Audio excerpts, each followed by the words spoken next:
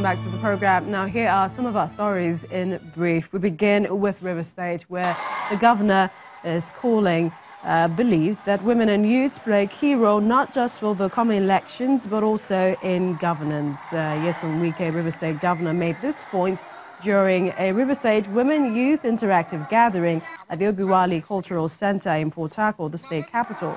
The governor said it is the first time to have a huge crowd of young women gathered for a political cause, urging the youth and women, young women also, to look beyond just coming together for the sake of the cause and striving for elective positions and places in governance like they're meant for. Elsewhere, the Imo State Governor, Rochester Crocher, has asked the people of the state to collect their PVCs and vote wisely during the forthcoming general elections in the state. The governor is giving the charge. He did this while flagging off his Imo West senatorial bid campaign at the new stadium in Olu Town, Olu local government area of the state. And religious leaders have been asked to avoid unguided utterances and actions that can instigate violence in the forthcoming elections, considering their influence in the communities. The ambassador of the United States of America, Stuart Symington, at a Peace Foundation roundtable for Christian and Muslim leaders towards the election, says the religious leaders should watch their preaching, especially during this weekend preceding the presidential and parliamentary elections. And to Kano State in northwest Nigeria, where candidates of political parties taking part in the 2019 general election have signed an accord to conduct themselves peacefully before, during and after the elections. The incumbent governor, Nasser El-Rufai, who is seeking re-election on the platform of the All Progressive Congress, and Isa Ashiru of the People's Democratic Party were among the candidates who signed the accord, which was organized by the Kano State Police Command. In Imo State, the intensity of the election fever is getting to some voters as well as political party supporters. A gathering and training session of the staff of the Independent National Electoral Commission was disrupted. Well, let's touch base with our correspondent, Itokwe Kutiyi, for the latest there in the state. Itokwe, tell us what's happening.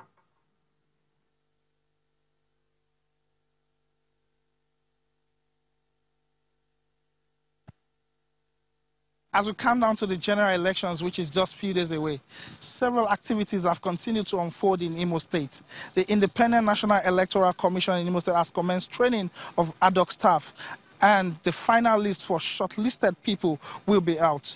Talking about ad hoc staff and training, last Friday, hoodlums invaded Technical College in Idiato South local government area of Imo State, injuring scores of trainees and INEC officials and cutting away items belonging to the trainees and INEC officials. But kudos to security operatives, the police, who did not take long in going after these hoodlums and arresting them accordingly.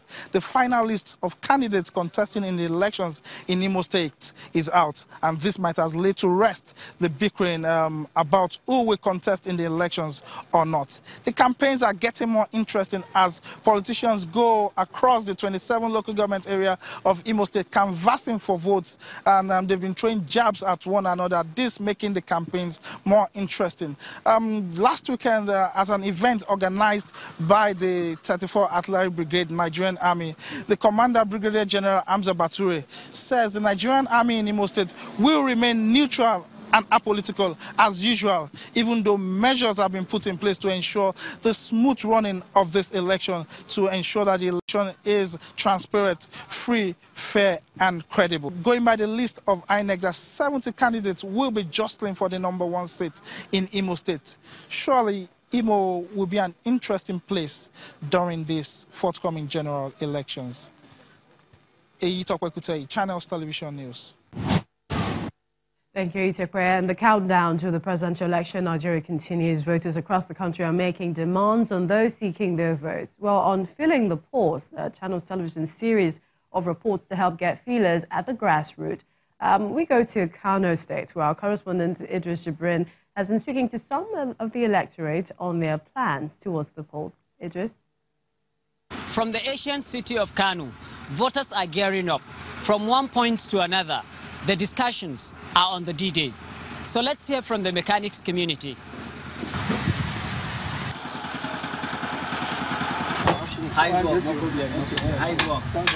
They all say they have their voter cards to vote in their choice, but they express fears.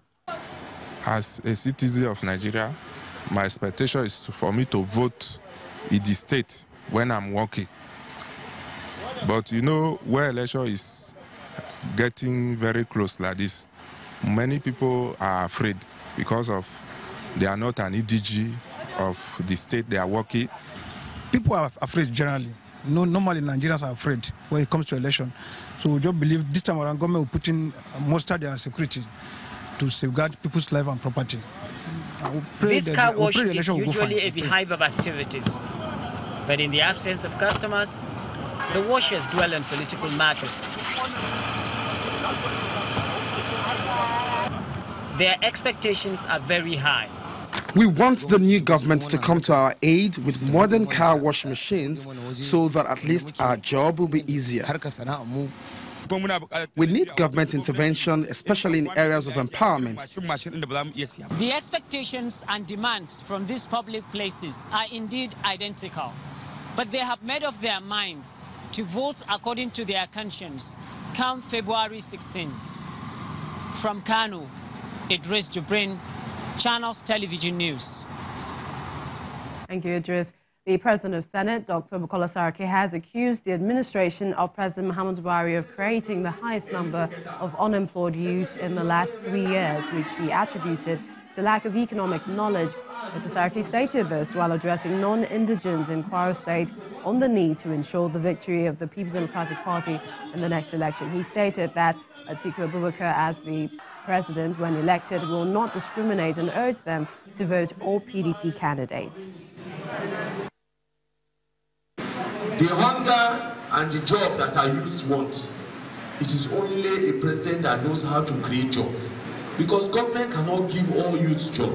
How do youth get job all over the world? They get job because government will allow people to set up business, people will free set up factory, people that want to be entrepreneur, they will be entrepreneur. It's not by government.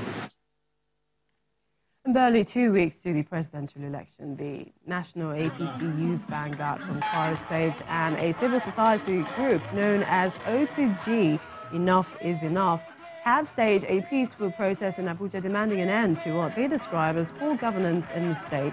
Speaking at the Unity Fountain in Abuja, the spokesperson of the group appeals to the electorate in Kwara State to rise up in defense of the state by voting only APC candidates who will not perpetuate themselves in power.